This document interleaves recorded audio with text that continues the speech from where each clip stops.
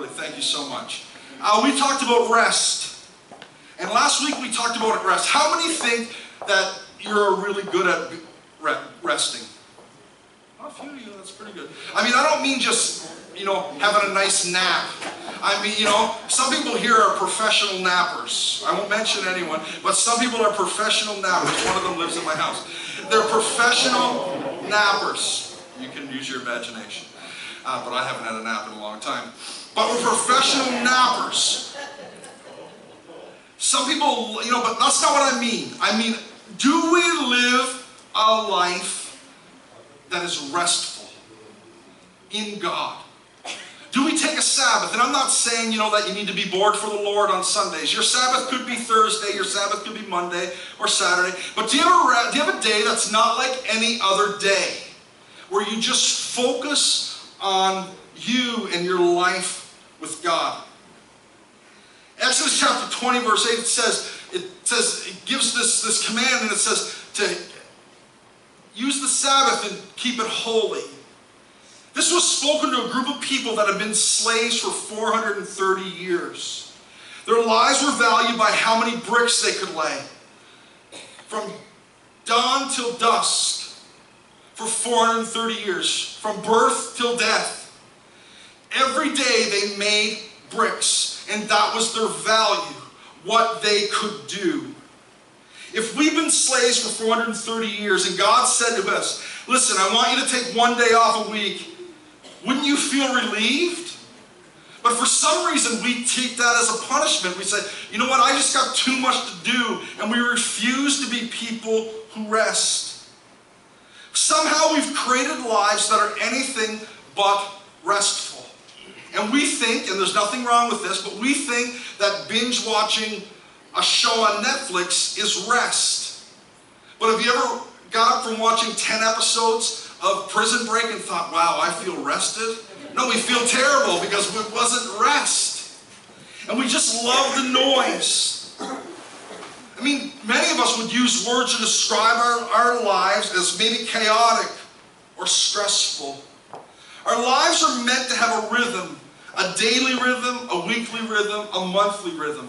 Does your life have rhythm? Most of us, if we're honest, we would have to answer no to that. Someone said to me last week, they said, I think I have my problem figured out. The person said, I think my problem is that I rest 6 days and only work 1 day because they're retired. And I said, no, that's not quite the rhythm. Our lives are not meant to be defined by how many bricks we can make. Or to the moms, not how well we can keep the house, or how well we raise the kids, or to the person in your house or the people in your house that work, how much money we can make for the family, how can we provide for our family, how much or how hard we work. And when I go to a pastor's conference, it doesn't matter what pastor I ask, if I say, so how are things? Busy. But they say it like it's like a badge, like, yeah, busy. But is that really the answer, just being more busy? Well, how much we work or how hard we work. Our lives need to be defined by not by how many bricks we can make, defined by what Christ thinks of you and me. That should define our lives. But the problem is we don't slow down and remind ourselves of that. We live lives that are out of rhythm. That's why having a Sabbath is so important. If you don't know where to start, we're going to kind of try to talk about that part through today, where to start. But I would encourage you, if you don't know where to start, or if you've got 300 kids or something, and you don't know where to begin, my advice would be to start with one evening that is not like any other evening. Start with one morning that's not like any other morning. And here's 3 thoughts about the Sabbath. Sabbath day is the day to get the energy we need for the other 6 days.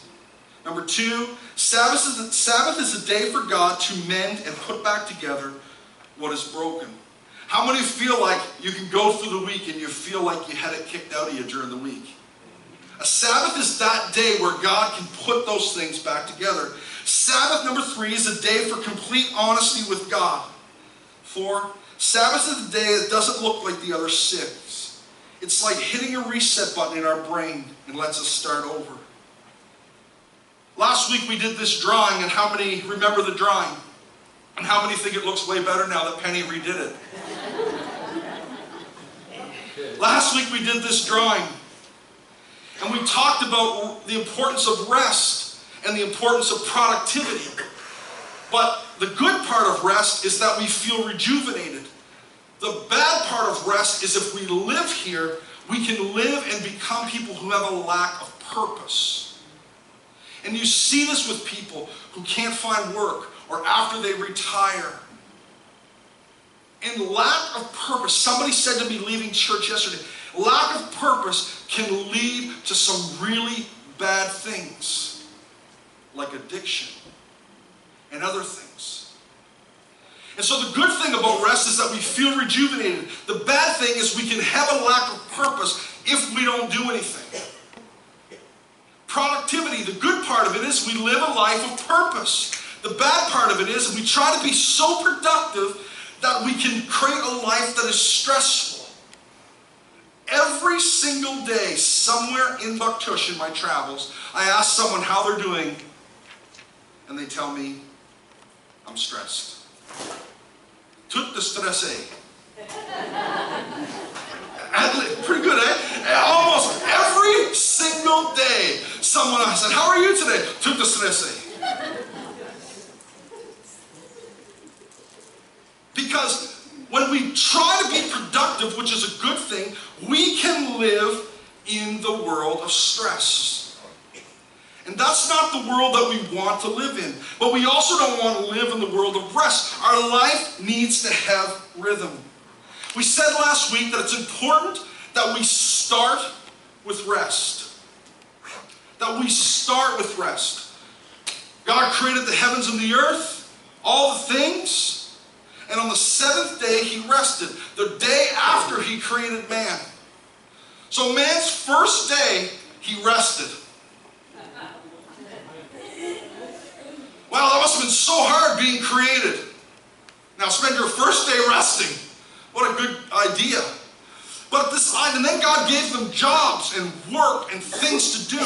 But they were working from their rest. And the point of this rhythm is that the rhythm of rest would take us through the lack of purpose into purpose. But that we wouldn't just stay on top of things, because the rhythm would take us through the stress up to rest. The rhythm is to live in rest and purpose. But the problem is we live often in the lack of purpose, and we live in stress. And our rhythm is off.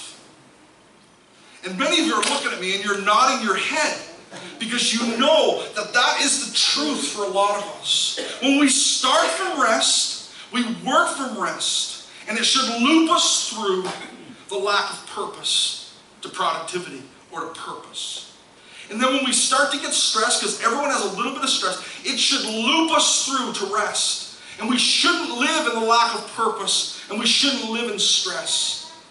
If we don't work or act from rest, lack of purpose has many, many problems. We can find ourselves feeling depressed. And I said this last week, often when people retire, months after they retire, they can feel actually depressed because they've lost their purpose. And if you find yourself living in this lack of purpose or feeling depressed or feeling lost, I'm not saying this is the whole thing. Maybe part of it is if we could just find a new, renewed purpose for our life. It can lead to pain and addictions. We need to start in purpose and rest, and we need to try our best to live there, but there's only one way to do that. But if we start in purpose, it leads to stress. And stress leads to all sorts of problems. Most sicknesses can be traced back to stress. So this rhythm is important. Rest, purpose. Rest, purpose. That is the rhythm of the cross. for you and for me. God affirms work, but he also affirms rest. A few weeks ago, we were on a cruise, and we were in one of the islands. I can't remember which one it was. But because of the hurricanes and all those things, a lot of ships were kind of rerouted. So we were the only ship that was on this particular island this one day. And so we decided we were going to go to the beach. And so we got in this bus, and this bus took us to the beach. And we got there was about 40 of us on the bus, and there was no one else at the beach. Just 40 of us in the Caribbean, a beach all to ourselves. Except there was about 40 or 45 people there that they made their living by selling you stuff on the beach. We were outnumbered. So I walk onto the beach. First guy, you want a lawn chair? A beach chair? How much are they? $5. So I bought a beach chair from that guy, or rented one. We bring it to our spot, and these people understood that if they did not work, they did not eat. For the next 3 hours, you want a massage? No, I don't want a massage. Oh, come on, I'll give you a massage. No, I don't want a massage. Maybe later? No, I don't want a massage. Okay, I'll come back later. No, don't come back later. I don't want a massage. So finally, I go into the water, and that was how I got to escape from them. So I got in the water and went out far enough so that they couldn't get to me. And we're in the water for 2 or 3 hours, and then Penny's like, okay, I'm going in. We got to get ready to leave. So she goes in. I stay in the water as long as I can, because I just feeling bad turning all these people down. So finally, I was like, okay, I got to get out of the water. So I go to get out of the water, and I get like partway out. I'm like to my mid thighs, and I'm almost out of the water. And I look up, and Penny's sitting on her chair getting a massage. And I'm like, how did this happen? Yeah, good for her, but I'm like, how did this happen, right? So I get out to my ankles, and I see the lady that's massaging Penny, and she looks over at me, and she's seeing me. And she turns to Penny, and she says, is that your husband? I didn't hear her, but I know now. She said, is that your husband? Penny said, yes. Isn't he incredibly handsome? And she said, yes, he is very handsome. And so then the lady turns to her friend and says, go get him. So the friend comes charging out to me. I'm still in the water. You want a massage? No, I don't want a massage. She said, oh, come on, you need a massage. You look stressed. And I'm like, I'm stressed now, I was thinking. And I was like, no, I don't want a massage. She's like, okay, 5 minutes for free. And I'm like, no, I don't want a massage. She grabs my hand.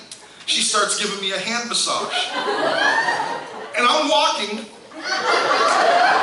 trying to get away from her. I'm trying to get away, and she's like, nice massage, nice massage. And I'm like, I have to go. She starts massaging up my arm, and I'm like, I don't want a massage. But she will not give up. Finally, she gets behind me, and she starts giving me, oh, you are so stressed. So she's giving me a massage as I'm walking. And I'm like, I don't want a massage, but I'm having one anyways. I'm like, I don't want a massage, I have to go. And she's like, want a massage? 5 minutes for free. And I'm like, oh my goodness. Lord, the world was supposed to end yesterday, I heard, but right then I was hoping it was going to end right then. So I get up, Penny's like, okay, we gotta go. And the lady's like, the lady puts a towel on the ground. She goes, I just got out of the water, I'm soaking wet. She puts a towel on the ground. Just lie here, I'll give you a massage. I'm like, it's the same as I said, in this exact tone. I'm not lying on the ground. So they kicked Penny out of her chair. The two girls put me in the chair, and all of a sudden, at the end of the I paid $10 for a massage that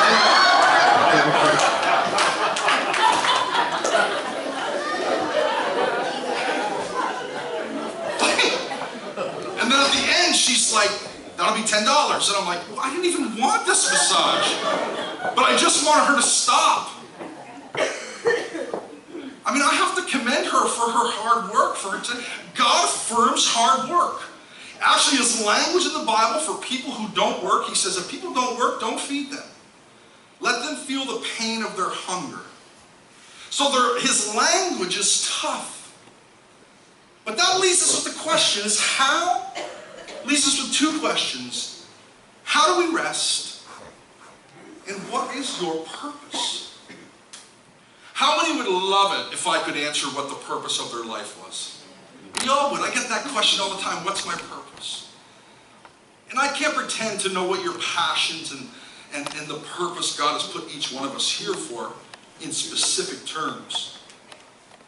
But that leaves us with two questions. How do we rest? What is our purpose? How do we rest? We've already answered sort of as one day needs to be like no other day. We need to build rest into our life. And our purpose in our rest and our purpose in our life, we need to be people who live lives that honor God in every way. Not just for an hour and a half on a Sunday. Does my life and the rhythm of my life honor God every day? In Matthew chapter 11, verse 28, and I don't often read from this translation because Eugene Peterson wrote it. It's a beautiful, beautiful translation, but it's more of it's not a true translation of every word. But he has such a grasp of language and such a grasp of, I had to read it to you today, and we're going to use this passage today. Matthew 11, 28, 30. It says this. It says, are you tired, worn out, burned out on religion? Are you tired? Are you wore out? Are you burned out on religion? Come to me. Get away with me. And you will recover your life. I'll show you how to take a real rest.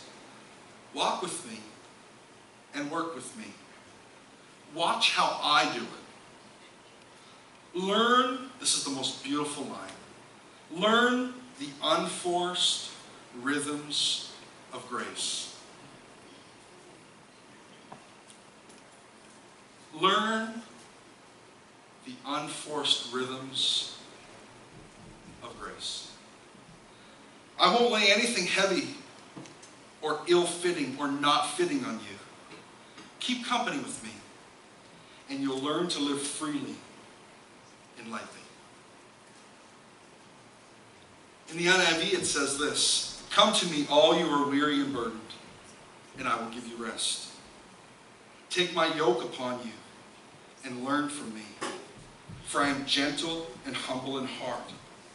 You will find rest for your souls, for my yoke is easy and my burden is light. The truth is that many of us believe that we're too busy to give everything we have to Jesus. Because deep in our hearts we know that if we do that, some things are going to change for us. The rhythm of our life is going to change. I mean, we say things like, with everything I have going on, what would a new life in Christ, what would it really look like? And I think that somehow we've convinced ourselves that by yoking ourselves to Jesus, that it will still be work. But the passage seems to tell us something different. Maybe we've been doing something, this whole thing wrong with rest. Maybe Jesus knows something that we don't know. Think that's possible? Maybe Jesus knows, maybe God knows something that we don't know.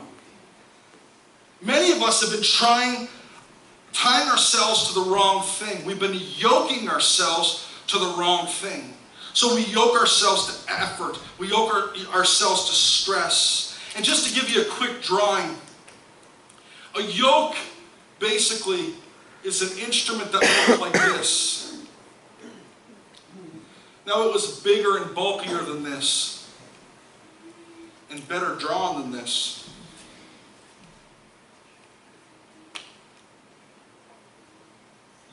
But a yoke was used to put over two animals. Each animal would be in one of these harnesses.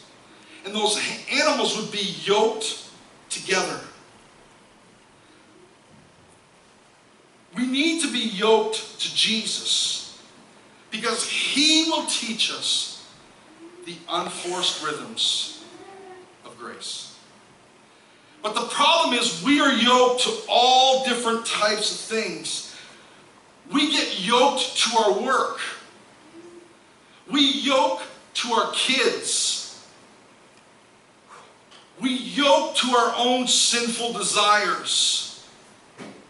And we can even get yoked to church and think that's the answer.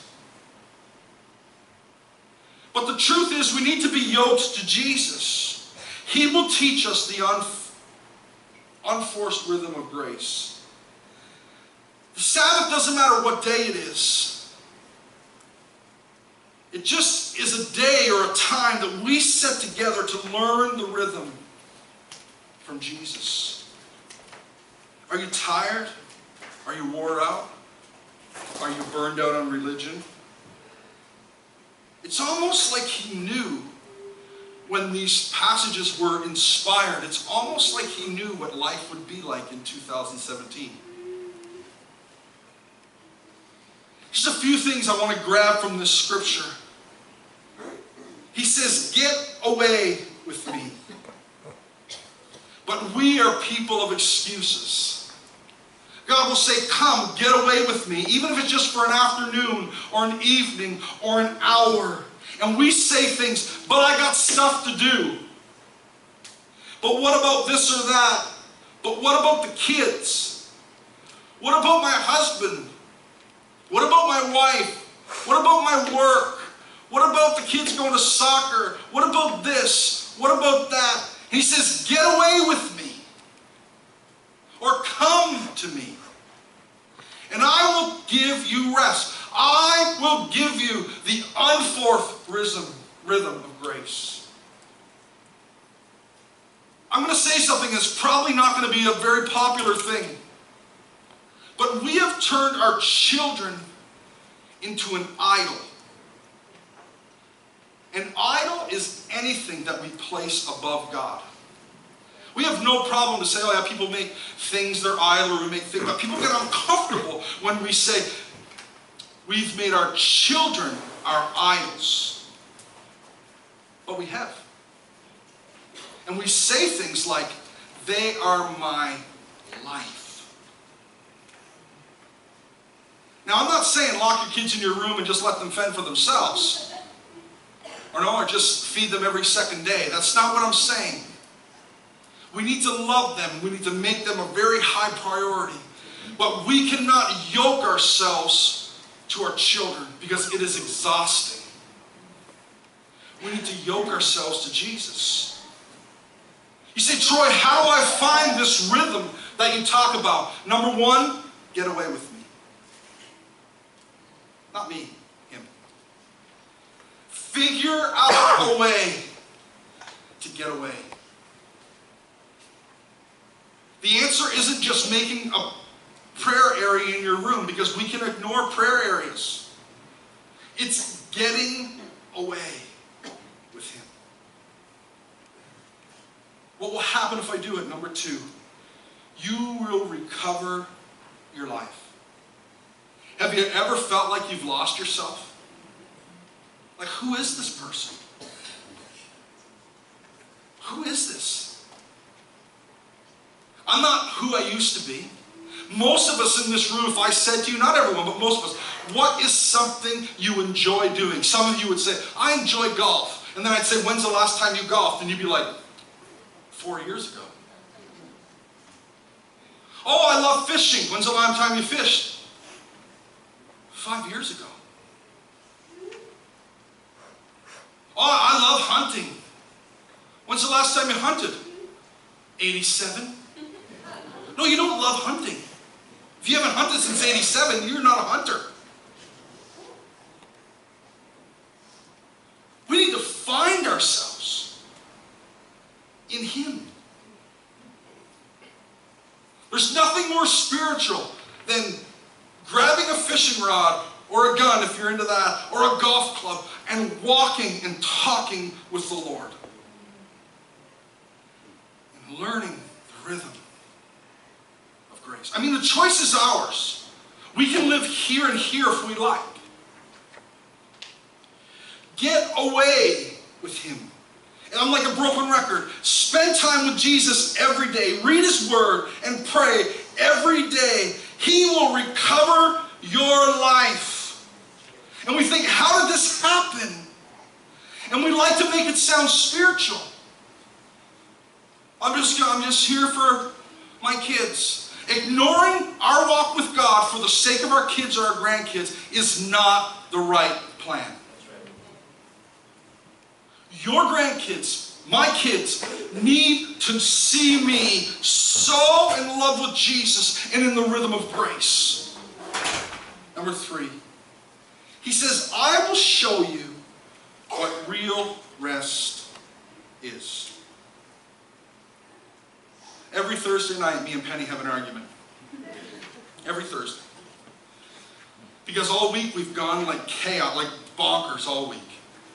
And every morning I get up, Penny gets up, she gets the kids ready, and every morning I get up and bring the kids to school. So we kind of tag team every morning. I mean, she's tagged in more often than me, but we tag team every morning. I drive the kids, she gets the kids ready, we come to work. And we have Fridays off, and every Thursday we have an argument.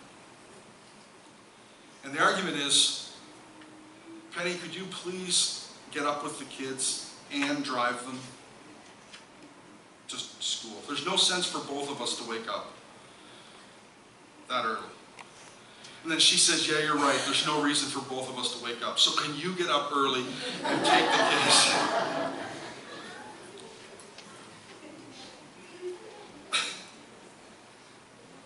And we think often that a good night rest is going to solve our problems. It's not. I went away for a cruise. I slept as much as I wanted, as late as I wanted. I had a nap any day that I wanted. And when I came home, I felt good. But it doesn't take long for the rhythm. He says, I'll show you how to take a real rest. Maybe we're doing it wrong. Maybe that's why we still feel tired after resting. Maybe it's more than just a good night's sleep. Maybe it's spirit, soul, and body. You can eat all the kale or all the quinoa you want. It will not rest your soul. And our soul can still be out of rhythm. And he says, walk with me and work with me. And part of us thinks, wait a minute, that doesn't sound like rest, that sounds like work. But he says something strange. He says, watch how I do it. Watch how I do it. He's not saying this, but in a way it's like, you're doing it wrong. Watch how I do it. And I'll show you the right way. Have you ever watched someone who's incredibly skilled do something? Doesn't matter what it is, even if it's sewing, or if it's like building a deck or hammering nails. I remember one time Jeremy DeVito's dad, he did carpentry until he was like older than Moses, I think. But I remember one time I was at his house and his dad was building a deck, and he was like old school, you know, he's probably 70 at the time when I was watching him do this. And I remember him, he would put a nail, tap, bam, flush. Like take me like 8 or 9 hits to get that nail in. And God is saying, you know, listen, learn from me. I'm going to show you a better way. Walk with me and work with me. Walk with me. Yoke yourself to me and learn. Watch how I do it. Number 5, learn the unforced rhythms of grace. This is not supposed to feel like work. He's saying, I have a purpose for you. I want you to live in purpose. and I want you to live in rest. Number 6, he says, I won't lay anything heavy or ill-fitting on you. I won't add to your problems. Don't worry, I'll carry the weight for you. Number 7, he says, keep company with me, and you'll learn to live freely and lightly. Doesn't that sound good? He says, keep company, you'll learn to live freely and lightly. What does that mean? This might take a while. You're not just going to leave after a couple of messages on rest and have this all figured out. Jesus is saying, tie yourself to me and you will learn the rhythm of grace. It's going to take some time, but that's okay. Tie yourself to me and you'll learn. If you don't write down anything else, write this down. When we are disconnected from God, we are disconnected from the rhythm maker. When we disconnect ourselves from God, we are disconnected from the rhythm maker. God is the one who makes peace and pace in your soul.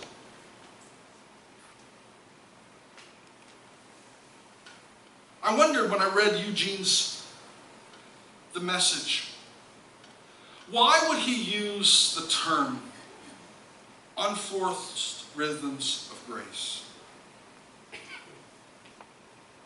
instead of, yoke? But here's why I think. When you were yoked together, you would yoke 2 animals.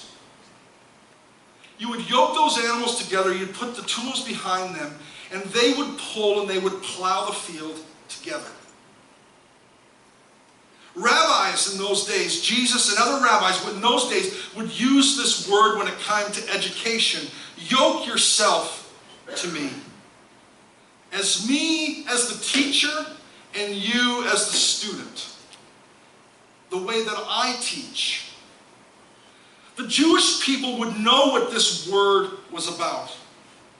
But they would see it as heavy and burdensome. But Jesus says that my yoke is easy, my burden is light. He kind of turns this whole thing on its head. He says, my yoke is different. He was speaking to them where they were about something they could understand. And invites them to live with him, to walk with him, to spend time with him. In fact, the farmer in those days, he would use a yoke for his ox. Usually they'd be ox. But he would want to get the most out of his money that he could, as every farmer would. And so he would have more than one, but what he wouldn't do is he wouldn't take his best 2 ox and tie them together. Because they would do lots of work. And then the other yoke would be with less experienced ox or weaker ox. And they wouldn't get anything done. So what he would do is he would take the farmer would take the strongest ox that he has, the most expensive, the hardest worker, the one that knew the rhythm. And he would tie it to the weakest. Strange. But do you know that if it was 2 strong oxes, or if it was a strong ox and weak ox, after just a little bit of time, the strong ox and the weak ox would get as much work done as the 2 strong? Because the weak ox would learn the rhythm.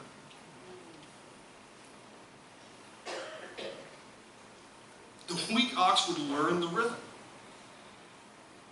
He'd say, okay, this is how fast I have to go. This is how I turn. This is how I go left. This is how I go right.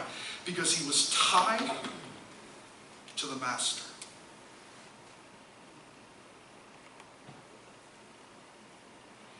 The young animals even if they were weak or young or inexperienced, they would learn the rhythm. They would learn the rhythm. And that's what he's calling you and me. We might be tired. We might feel like giving up. We might even be wore out on religion. He's saying that's okay.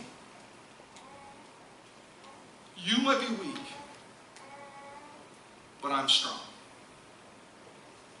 Tie yourself to me. Let me teach you the unforced rhythms of grace. I'll ask the worship team to come. And so we're not done, so no one get too excited.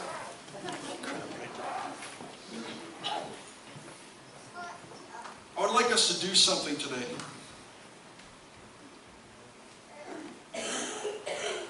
Because up here at the front, we have some sheets of paper and some pens, some sheets of paper and some pens. And on the paper is the scripture, Matthew 11:28-30, from the Message. Are you tired? Are you worn out? Are you burned out on religion? Come to me. Get away with me. You'll recover your life. I'll show you how to take a rest, a real rest. Walk with me and work with me. Watch how I do it. Learn the unforced rhythms of grace. I won't lay anything heavy or ill-fitting on you. Keep company with me. And you'll learn to live freely and lightly. So it's enough for everyone. What I would like us to do is, in our last few moments, I would like everybody to come and take a sheet. Then you can go back to your seat, you can stay here, you can go to another seat or kneel down. And take a pen with you and say, God, I need you to speak to me. I'm living in stress. I'm living in lack of purpose. And no matter what I do, it's not working. No matter what I tie myself to, it doesn't work. No matter if I think, if I have another kid, or if I get a higher paying job, or if I get a new car, or if I get an iPhone 10, if I do this, it's going to help, it's going to help. It's not.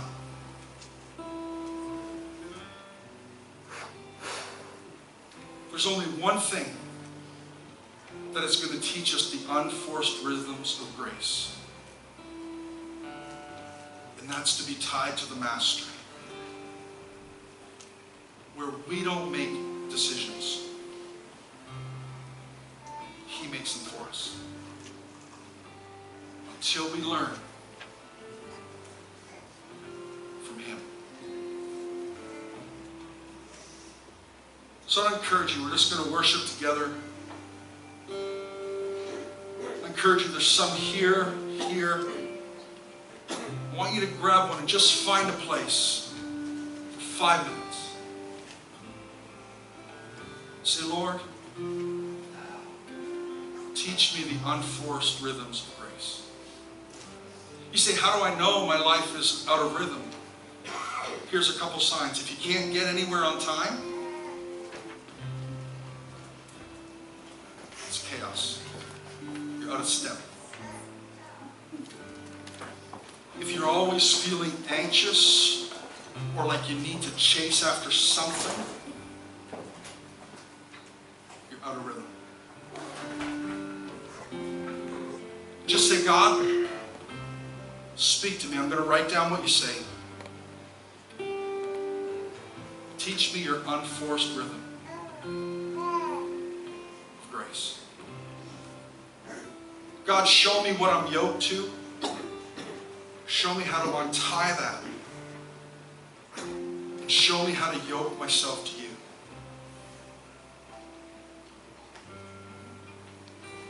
So why don't we come and get our sheets together?